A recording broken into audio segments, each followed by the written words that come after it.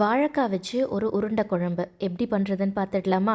அதுக்கு முதல்ல குக்கரில் வாழைக்காயை இந்த மாதிரி ரெண்டாக கட் பண்ணி வேக வச்சு தனியாக எடுத்துக்கலாம். வாழைக்காயோட தோலை எடுத்துட்டு இந்த மாதிரி ஒரு ஸ்மாஷர் வச்சு ஸ்மாஷ் பண்ணிக்கோங்க. 3 ஸ்பூன் கடலை மாவு, கொஞ்சமாக வெங்காயம், தேவையான அளவு உப்பு, 1/2 ஸ்பூன் காஷ்மீரி மிளகாய் தூள், ஒரு பச்சை மிளகாய் பொடியாக நறுக்கி சேர்த்துருக்கேன். இதோட 1/2 ஸ்பூன் இஞ்சி பூண்டு பேஸ்ட். இதை ஸ்மாஷ் பண்ணி வச்சுருக்கிற வாழைக்காயில் சேர்த்துட்டு உருண்டை பிடிச்சி தனியாக எடுத்துக்கலாம்.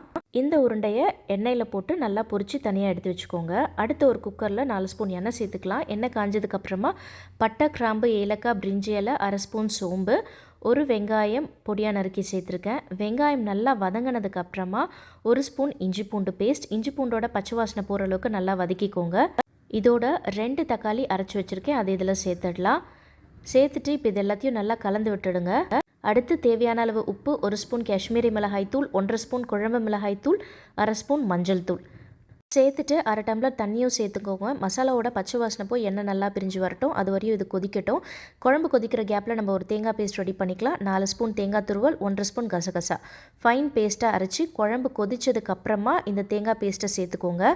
சேர்த்துட்டு ஒரு 5 நிமிஷம் கொதிச்சா வந்தால் போதும்.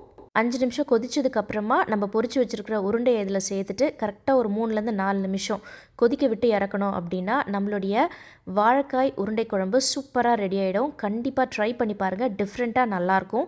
இட்லி, தோசை, சுட சுட சாதத்துக்கு பெஸ்ட்டு காம்பினேஷன் இது.